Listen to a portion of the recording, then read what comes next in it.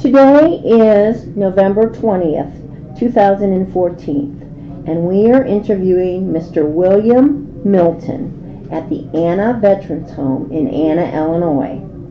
Mr. Milton was born on June 28, 1941. My name is Cheryl Walker, and I will be interviewing Mr. Milton. Angie Bunch will be the court reporter for the interview. Mr. Milton, would you like to tell us a little bit about you were in the Navy, and tell us a little bit about your time in the Navy? Well, I joined the Navy out of high school and turned 18 in basic. And after basic, I was sent to the USS Coral Sea in Bremerton, Washington, and it was in aerology, weather observation. Got in a discussion with the chief, lost, and he sent me to the flight deck, V1 division, where you moved aircraft around the flight deck. So I did aircraft handling for about a year. In the process, got blown off the flight deck underway in November of '60. Spent a month in the hospital. I removed 18 inches of intestine and went back to the ship and did about 4 months, and I was discharged. Well, I was sent back to Treasure Island for the discharge. I guess that's about this. What type of aircraft We're on the carrier. Mm-hmm. At the time, we had a squadron of ADs. It's a propeller-driven airplane. There was 2 squadrons of A4s, Skyhawks, a squadron of F3H Demons. I think there was 2 what they called Willie Fudd's early warning aircraft. They were reciprocating engines.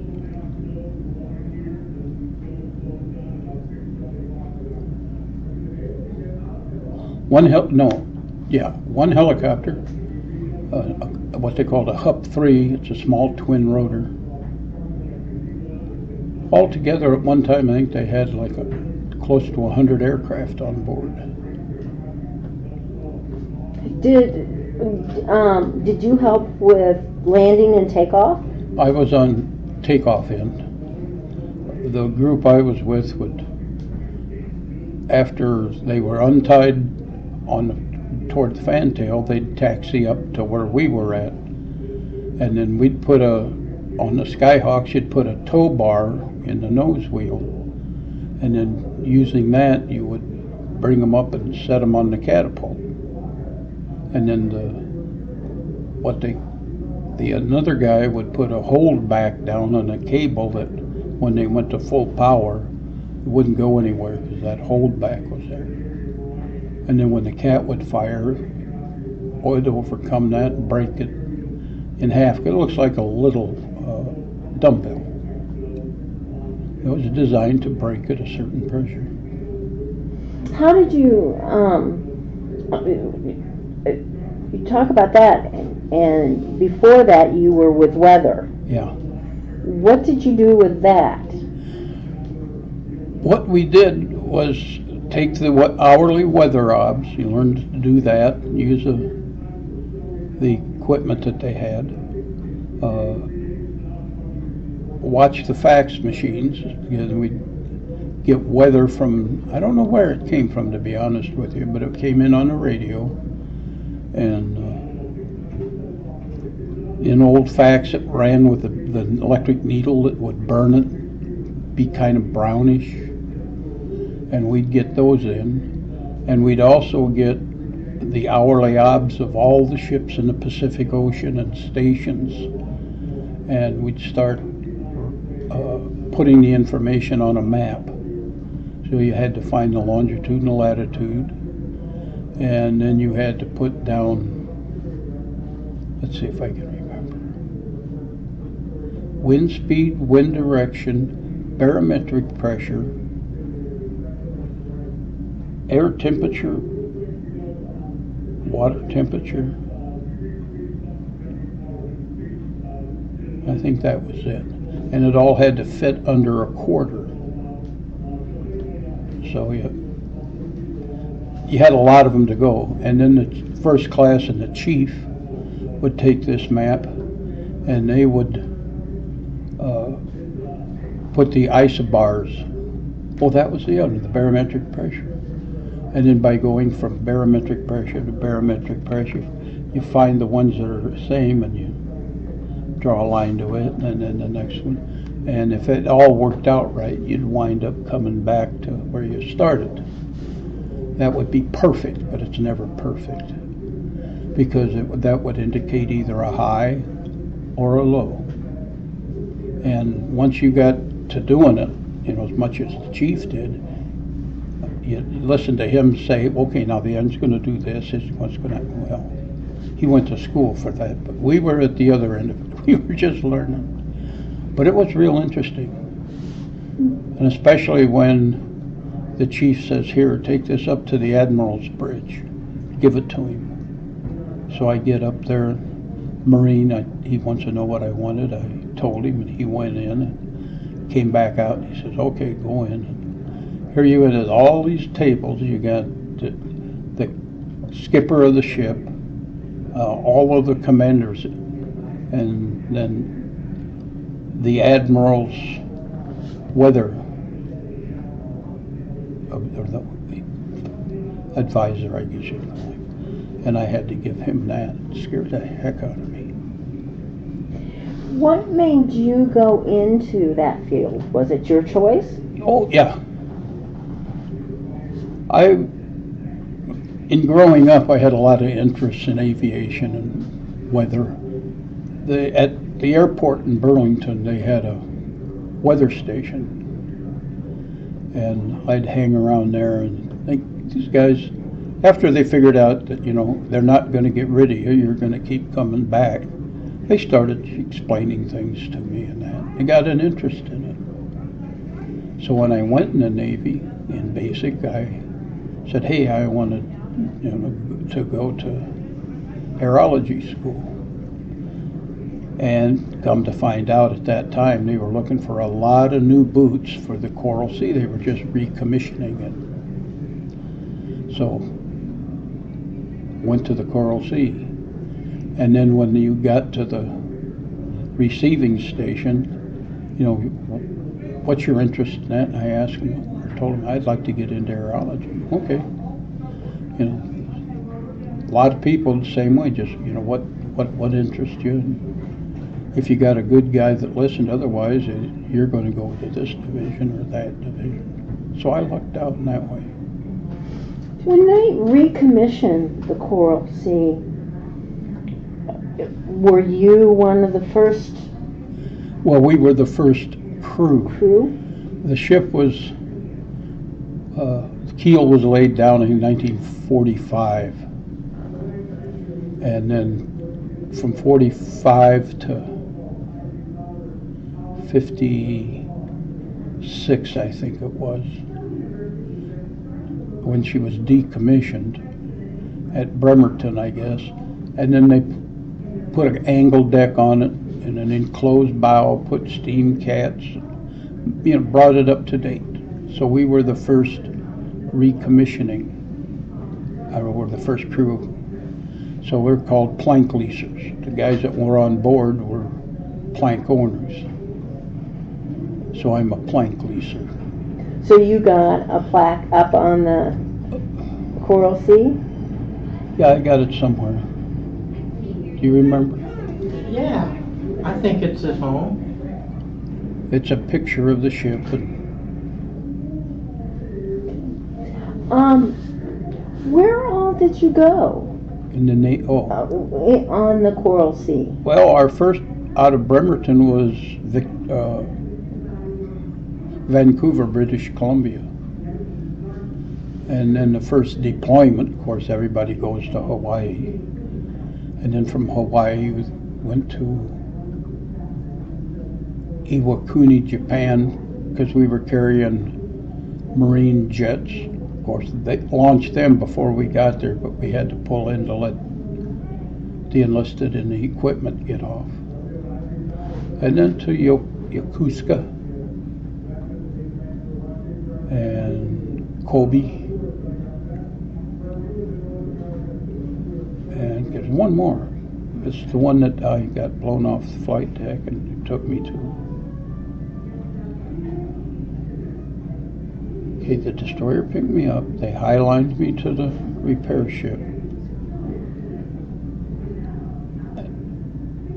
Why can't I remember that? I can't remember the name of the town.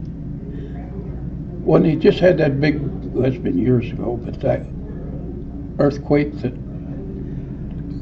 Osaka, they knew it would get there. To the Merchant Marine Hospital. So How long were you in the hospital there? I think about a week. When I got there, they didn't. I find this out afterwards. Nobody spoke English. Why should they? You're in Japan. But being an 18-year-old that had never been out of the country, you know, your mind is not functioning in that direction, you know. Gee, why don't they speak English? You forget you're the foreigner. But at that time, they didn't know what happened. But when I got there, my chest was hurting and it looked like it was trying to go into a knot. And they gave me morphine, relaxed me. And then the next day they had this professor from the medical school, and he come in, and I swore out and down he had fingers a foot long, because he'd push down on your stomach and then go under your rib cage and that, and feeling around, and you know, he said, well, you've got a blood clot and ruptured the peritoneum. So they sent me from there up to the Naval Hospital at Yokosuka. And it took them about 2 weeks, and guess what? Came back with the same diagnosis. So they took out 18 inches of intestine. It took about 30 days, and then went back to the carrier. So I was gone about 2 months. How long were you in the Navy? Just about 3 years. I was what they called a kiddie cruiser. If you enlisted when you're 17, you'd get out when you're 21. That's 3 years. Most of the time, it's a 4-year commitment. So they called them kiddie cruisers. That's a new term. By any chance, did you get down to the equator? No. The ship did after I got off. Went to Australia. But I'd got off, and that was the next cruise was to go down there for Coral Sea Week. The ship was named after the Coral Sea battle. And to the Australians, when that battle happened, that was a big relief that Japan wouldn't invade. Not for sure, but you know, a fair chance. So the ship come in was a big thing. And I wished I'd made it, but if I'd have stayed in for the 4 years, I would have made it, but I didn't. And in all my travels, I don't think I've been across the equator. Got close on cruises, but I don't think I've ever crossed. After you got out of the Navy, then what did you do? I went home, looked around what kind of jobs and all of that, and there just wasn't anything that was interesting. And I had always thought about the Army and that. No girlfriend, no, what the heck, go in the Army.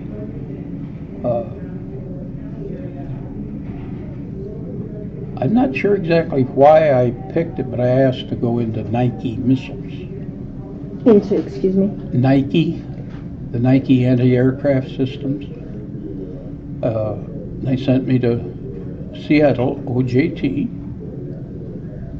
and I was there about a year, and put in a request. They called it a 1049 to go to helicopter maintenance school.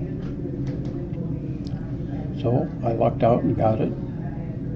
Went to Fort Eustis for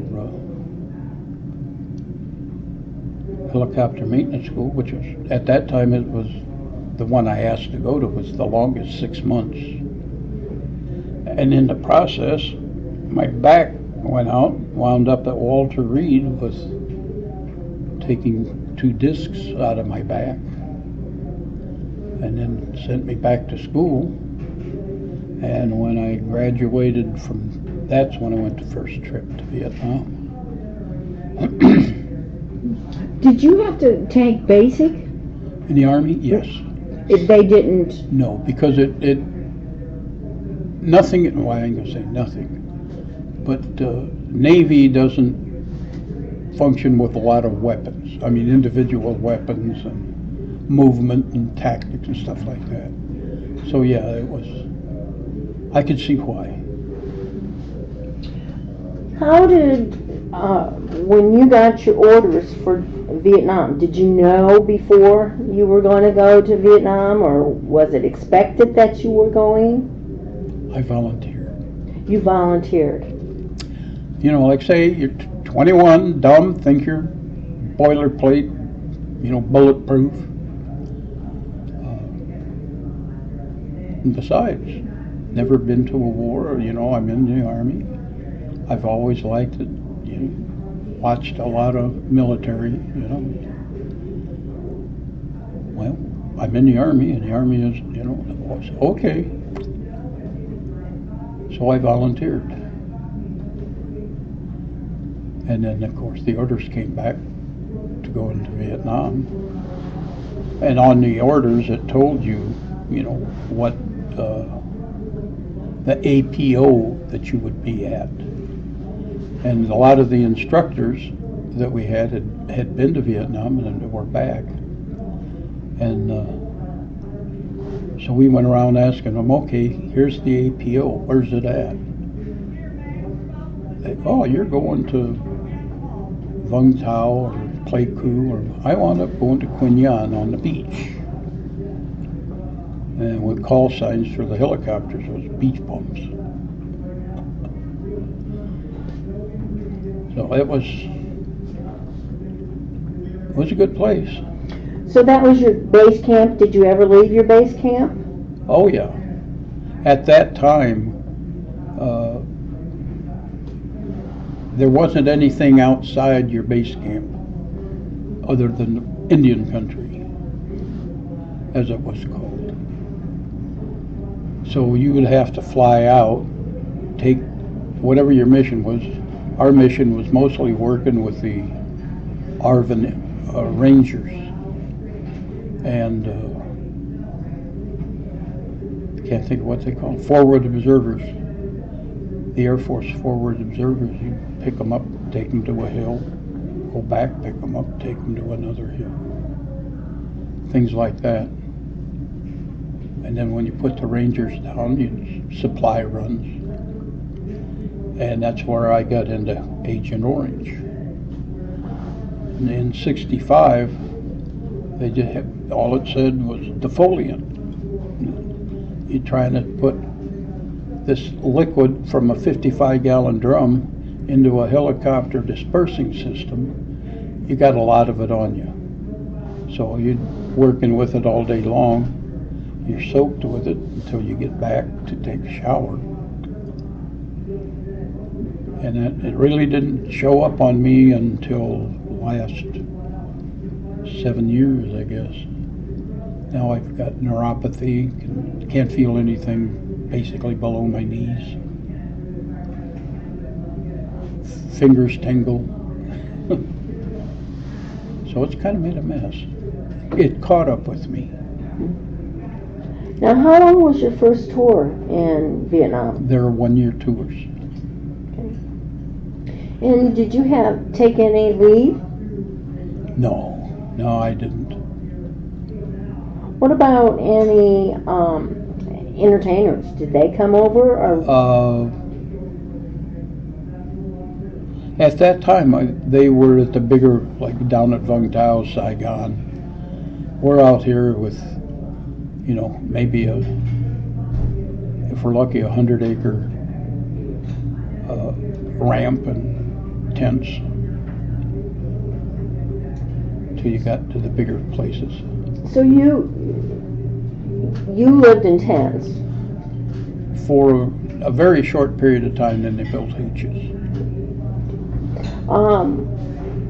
How many hooches were in your camp? Do you remember? Our camp was square, about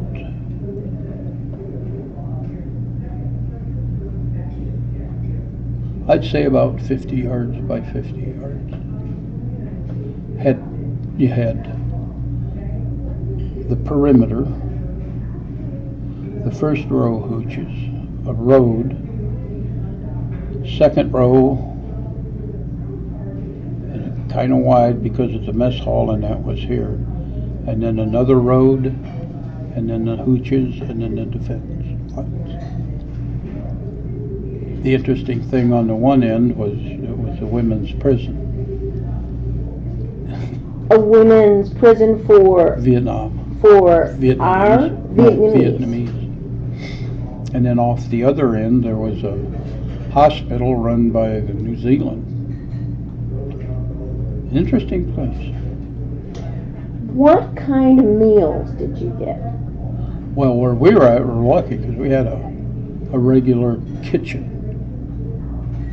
So we had good meals. I mean, there was times that food ran a little low because of the system, and there's you'd go down to whoever was doing it from the mess area or the mess section goes down to Saigon with the list, goes to the it's commissary to supply point or whatever, and then they fill it, put it on a LSM, and then they'd bring it up the coast to us. You'd take your trucks down to the beach, unload, bring them back to the base. But that was a long thing. So you ran at least 2 weeks ahead. But every now and then weather gets into it and that. So there was times that instead of getting nice cooked meals, you got your sea ration box. Such is life. You said you were on a beach. Did you get to go in the China Sea at all? Oh yeah, you'd go down to the beach and go swimming. When the first helicopters got there, I said, this is what I heard, so I'll call it a war story, I guess. But the guys were trying to figure out how they could water ski or, that. So they seen a particular kind of junk that would move pretty well through the water. So they got the idea of hooking a rope to one and making a pulled surfboard, And the Vietnamese thought, nuts. But they did it anyway, and after about a day of doing this, they said, you're lucky. Why? There's sharks out here, and you would have been live bait. So that quit. But when I got there, I mean, you had heard the story from people that had been there, longer than you had. And you get out there, and there's sharks, but they didn't seem to come in. And besides, when you went down to the beach bars, you usually didn't go down there to go swimming. What about snakes? Did you have to worry about snakes? Not where we were at. I don't ever remember seeing a snake my whole time in the year that I was there or the second tour. So you didn't have any, is it the 3-second snake or the 3-minute snake? No. They're there, but where I was at, I didn't see any. I think the only problem we had was with the rats. And that don't make any difference in the world where you're at. There's rats.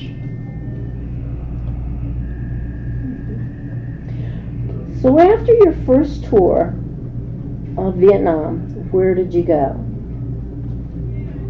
Well, I need to backtrack it because I forgot. You were asking me if there was any actions? Sure. It was, they moved us from the camp at the airfield down to a hotel because they needed the room because there was other things happening. So we were the smallest detachment, so they rented a whole hotel and that's where we lived. Well, one day a few of us got up and told the first sergeant, hey, there's something wrong. I don't know what it is, but there's something wrong. Well, I was on guard duty on the second floor and checked the M60 and the firing pin was broke. So I asked First Sergeant, hey, the firing pin's broke, I need to go get one or have somebody get one. He said, take the truck and go get one. So while I was gone, the hotel was attacked and blew up. And in aviation in Vietnam, it was the largest loss of life by a unit in one action. So out of the 60, 23 died, about 20, which I was in that group, was away from the hotel at the time, and then another 20 that was at the hotel they got out, but they were wounded. And that, so it kind of hurt your day.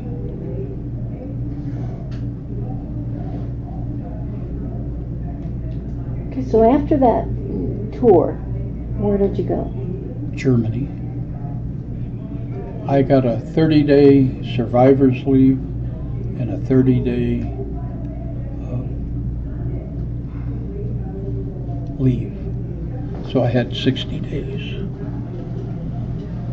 And in that time, I got hooked up with this over here. 48 years ago, we got married. So.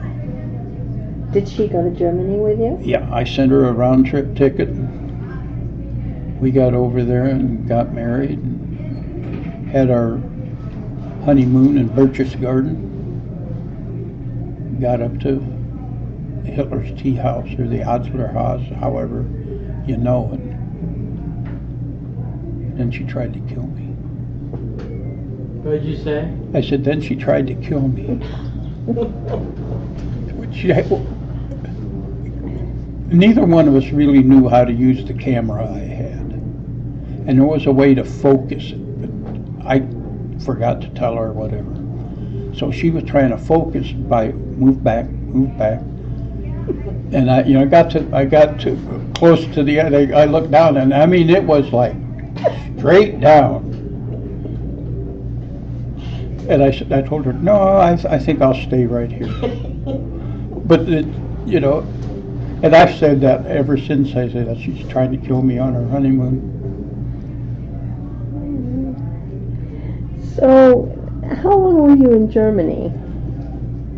Let's see, I got there in 13 months. 13 months, yeah. I'm trying to think, let's see, June, July. So I probably got to Germany in the last of July, I think. And where in Germany were you? Nuremberg. Firth. Well, Firth, it's a little town next to Nuremberg. And what did you do there? It was helicopter maintenance. So you were back into helicopter maintenance at that time? Yeah, I did. That's what I did the whole time in the Army. And after Germany, what did you do? Back to Vietnam. Now, can I ask you, did you sign up for that one? I volunteered. And she'd like to kill me. And did you send Patricia back to the States? Well, she got there, and that's what was going to do. We were going to get married, and she was going to spend the summer and then go back to the University of Iowa. Well, she got over there liking it too much, and so we got us an apartment off base on the economy, and she stayed. She enjoyed it. The house found the lady that we rented the apartment from. Her and Pat would sit and try to talk, and Pat had a big book. I don't know where I got it, but it's a children's book. And when you opened it up, it would have a picture of a bakery, and it would say Bakery, and then the meat market, and there'd be the American and the German word. So if they were going to go, they'd be sitting there, going through this book and pointing to this. The lady said, "Okay, we're going to go to the Lebensmittel, the meat market," and she'd show it. Oh, okay, Pat knows where they're going now, So they kind of communicated that way. It looked funny standing in the middle of the street, figuratively speaking street, going through this book. But it worked. So she enjoyed that. And then they made us move on to base to an apartment. Which, in some cases you're closer to the movies in the commissary. So there's good points and bad points. But then after we did that, I shipped it back. So I went over there carrying a duffel bag and an AWOL bag, and come back with a wife and 5,000 pounds of whole baggage.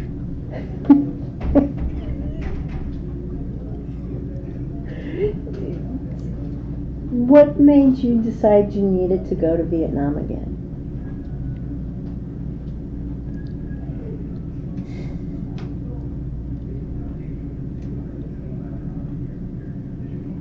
I'm in the Army. I've been to war. I still feel I need to,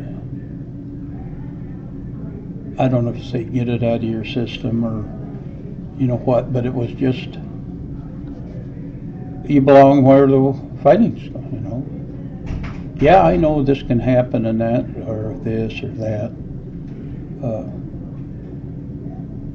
On the second tour in the cab, they moved us from An Khê to Da Nang, and I was flying the last week there of my tour to go home. I had to fly with the paymaster up to Camp Evans, and there's another little base that we had to go in. He had to pay So as we were leaving Da Nang, going around the point, heading up the beach, run into a fog bank. The guy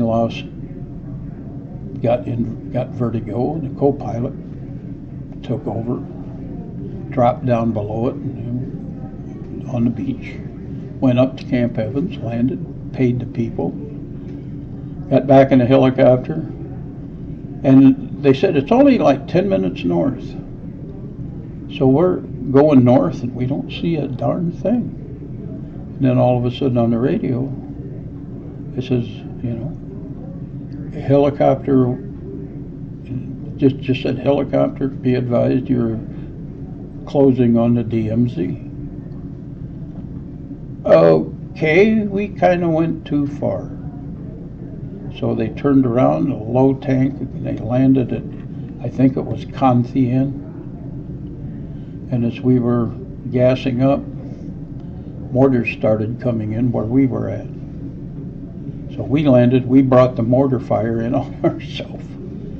So we finished gassing and got out of there. Went back down to Evans, and then, checked in with Paymaster, got back in the helicopter. They told us to go straight west to the beach, or east to the beach, and then turn, and go south. Don't cut across Indian country. So what did our pilot do? Cuts across Indian country. And in doing that, he sees a guy in black pajamas running down the dike. Well, okay, so he turns into him and makes a gun run on him. He drops off the beat, or off the dike, and we come right across there, and there's about 9 guys laying there. And as we go across, we get 9 AK-47s shooting at us. And we're only like 10 feet off the ground. So 4 people in the helicopter at this time. 3 of them got hit. I'm the only one that didn't get hit. So they went back to Evans to get the guys fixed up. I looked over the aircraft to see what needed to be done in it. Well, the control tubes under the floor were shot up to where they were no good. Had a couple of rounds in the fuel tanks, but they are self-sealing. The starter generator was hit. It was no good. So we had to call back to our base and say, hey, come get us. Well, the exec came to get us. And he is known for wanting astronaut wings. And he takes off from Ankei, circles up to about 10,000 feet, and then up to Camp Evans, and then down. Well, we didn't know this. So we're getting in the aircraft, pin the doors back, because when you're, flying down there, it's hot and the wind is. We get off, and the next thing you know, we're at 10,000 feet with a 90-knot wind blowing into the helicopter. You're cold. And by the time we got back down onto the ground and on K, and you were froze. I didn't think I'd be that cold in Vietnam. But it was, the difference in people. Some people, like that guy went to where he wasn't told and did things that he shouldn't have done, and that's how you get hit. So. Did a mechanic always fly in a helicopter? Well, yes and no. We would volunteer to fly door gunner. The reason I have crew member wings is when I got back to the States. There was a criteria, and one of it was you had to fly so much. Well, I did some of that in Vietnam, and then more of it in Fort Benning. And that's where I got that awarded. How many hours did you have in Vietnam? Do you remember? No. Any flying I did was either as a door gunner or as a passenger going somewhere to do something.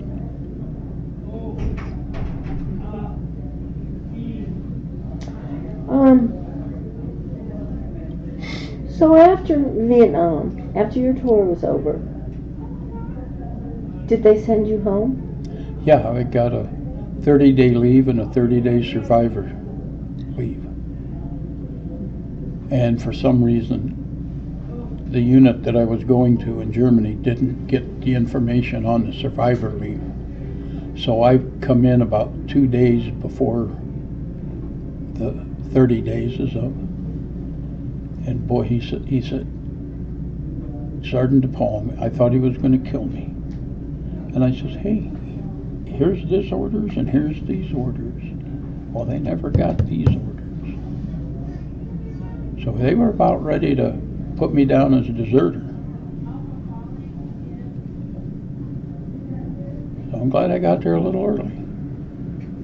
And Patricia was waiting for you? No, that's when I arrived. And she came over during the summer. Because I think it was, I don't remember now what the months were.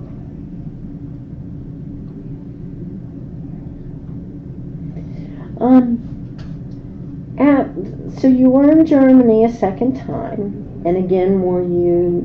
No, I was in Germany once. Once. Okay. And after that, did you come back to the States and serve some more time? But while I was in Germany, because I had a security clearance, a secret clearance from when I was in the missiles, the unit I was in, the maintenance unit, had, well, they were part of the NESAP, I think it was called, Nuclear Accident and Incident Plan. So if there was ever a nuclear incident, weapon break or something like that, our job was to go there with the helicopter and the maintenance to support whatever they needed the use of the helicopter for. Well, in December '65, there was a mid-air collision over Spain where a B-52 and a KC-135 collided, and then 4 H-bombs were dropped. 3 of them hit the ground and 1 went into the water. Well, they put us on notice and they shipped the aircraft down to Spain, and they did so much flying that it was due a tail rotor inspection and a maintenance. I don't remember everything. But they called us one morning, the chief or the first sergeant says, draw this, draw that. You guys are going down to St. Avier, Spain for maintenance on the Huey down there. Okay, so they put us in a 2.5 ton. We went up to Rhine-Main. And they said, okay, there's your aircraft. And it was a C-124 Globemaster, which was a big transport at that time. So, okay, went out. They put our stuff on board and started to close it up. He says, wait a minute, it's just us? Yep, it's a special flight for you guys to get you down there. So here we are, 4 guys and a tail rotor on the hot end. That's on the engine.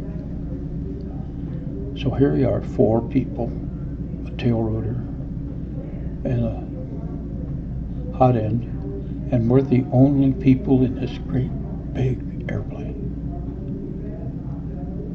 I mean, gee, they couldn't find anything smaller. We're going, what is this? Well, you sit there for so long and then you decide to get up and walk, right?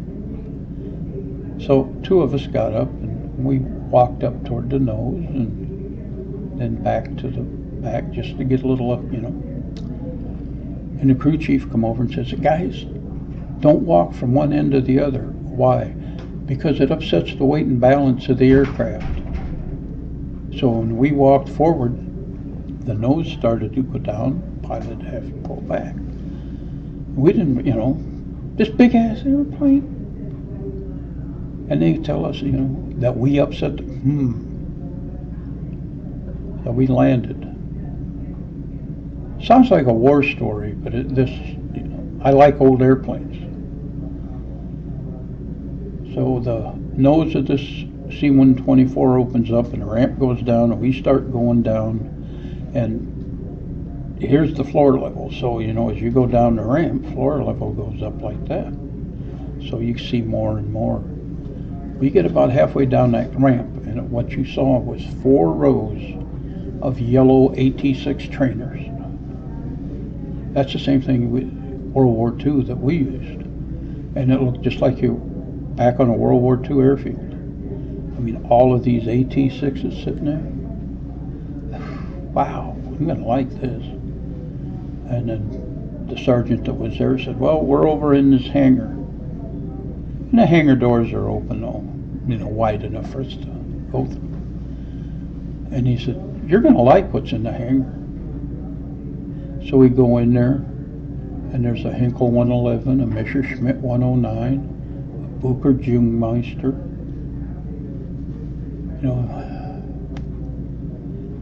So thank God I was a sergeant in charge of the maintenance. I didn't have to sit there while they did it. If they wanted me, they just holler, because I'm somewhere in the hangar looking at these airplanes. And then the sergeant spoke Spanish, and so he asked one of the guys that worked in the Spanish guys. So he big grin on his face, yeah. So away we went. He opened up any panel, door, you climb up on a wing to look inside. I thought I'd died and went to heaven. I got a chance, to really look at these old German aircraft from World War II. And you don't see them too much anymore. So this was in 1965. December 65, January 60. And you got out in 69. Yeah. What happened between 65 and 69? That's when I was at Fort Benning. Okay. And that's where you got your crew? No, wins. well, yeah. Because I finally met all of the requirements. And what division were you with then?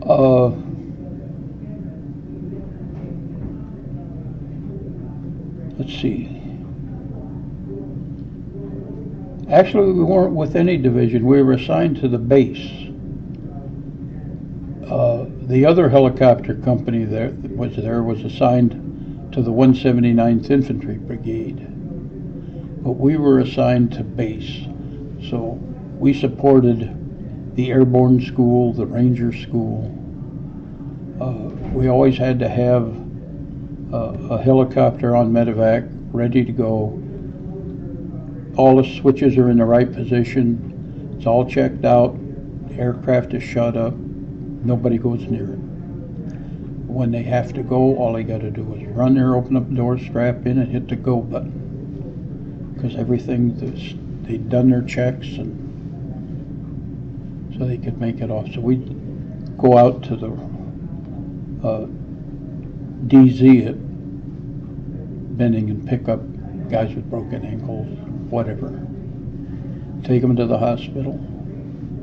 And then they would have a helicopter go down to Eglin Air Force Base and support the Rangers when they're down there going through their training in the jungle.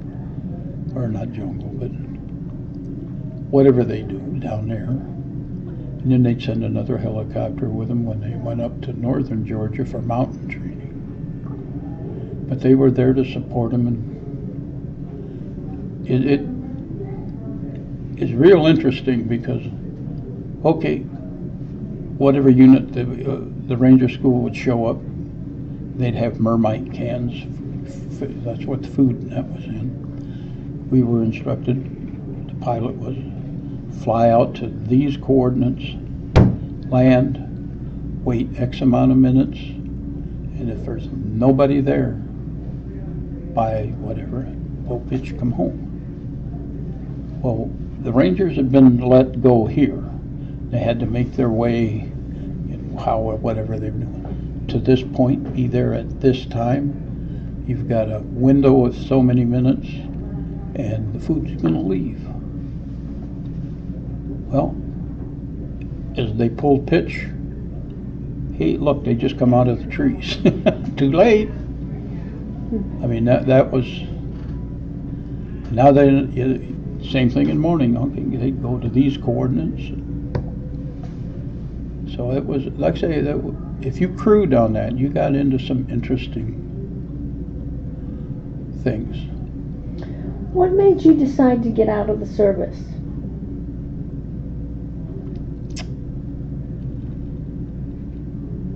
I got a little perturbed. I was at tech inspecting school. I had been promoted to E6, Spec 6, as a TI, and I said, hey, I'd like to go to the school. Okay, so they sent me there. And there was a number of the instructors that was, I haven't been to Vietnam and this, and I'm not going to go, I know somebody, you know. I said, you know, I look back at what happened to me and all of that, and I'm going, do I want to be associated with, you know, people that think that way?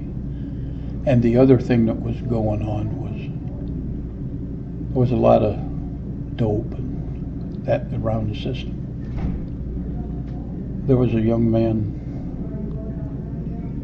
I don't remember what he was wanting to do to the helicopter, but one of the other people grabbed him, and I don't know if he hit him or what, but he got in more trouble than the guy that was trying to do the damage to the helicopter. And I figured, I don't put up with this. So I got out, went to what they called A&P school in Tulsa, Oklahoma, Spartan. Got my mechanics rating.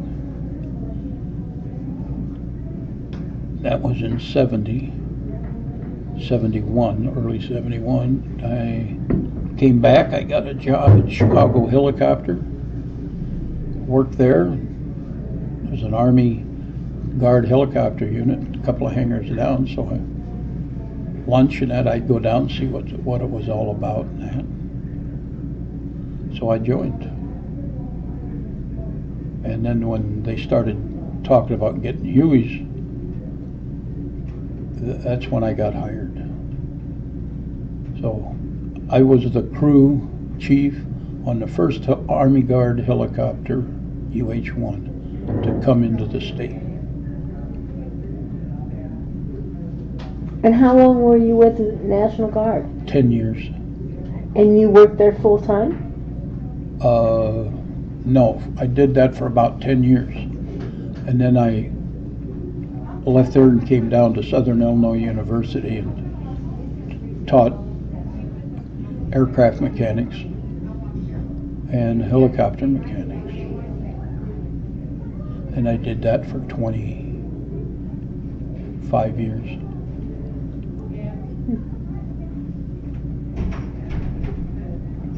Well, Mr. Milton, your story has been, your history has been very interesting.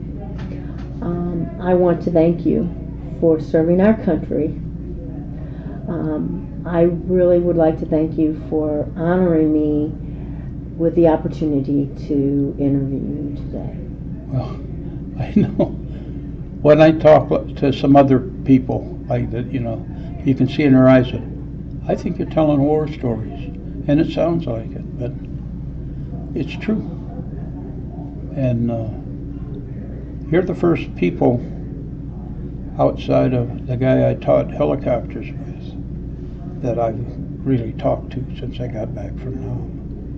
That's an honor. That's an honor.